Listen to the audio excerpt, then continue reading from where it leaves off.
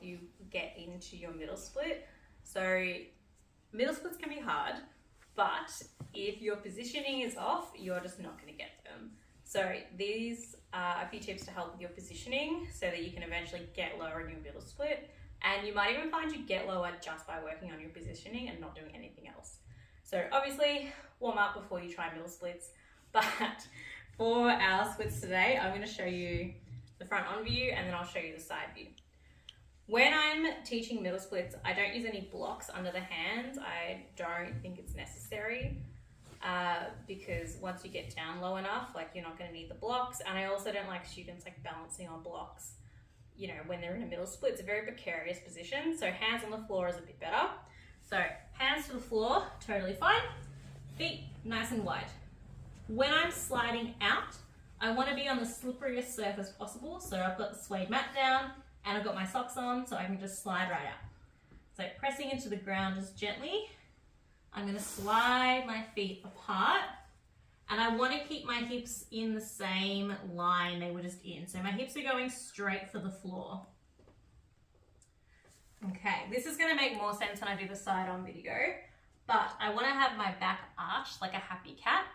I want my hips, just ignore my cat, that's my other happy cat.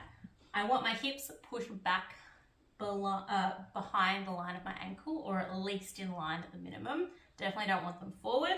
Legs nice and straight. Okay, let's do the side up.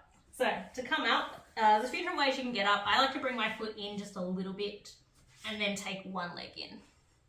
Okay, let's go on to the side. So what you're going to see in this video is my hips either in line with my ankles or mine are going to be slightly behind because that's where I like to be. Legs nice and straight, and you're going to see that arch in my back, that happy cat arch. So I don't want my back rounded when I'm trying to slide out. The very first thing I'm going to do as I slide out is try and arch into a little happy cat. So I'm going to run out of space here, but that's okay. So I don't need to go too far down. So hands to the floor, sliding out, and I'm thinking pulling my chest up and through. Happy cat back. Good. Okay, so I got a little happy cat back here. You can see I can sit up nice and tall on my hands, don't need the blocks. And my hips are behind my feet. So where people go wrong, you know, the opposites, where people go wrong, is either having their hips really far forward. If you feel like you get stuck at end range or it really kind of hurts your hip flexors, that's probably you. Or when they're going into it, they're really, really rounded. And this is the people that definitely just feel like they get stuck. So they can't really go any further. They're super tucked under, back is super curled, and they can't get that length. So when I'm sliding into it, go back to the front view, hands to the floor, feet slide out nice and slow. And then I'm going to slowly bring my hips to the floor.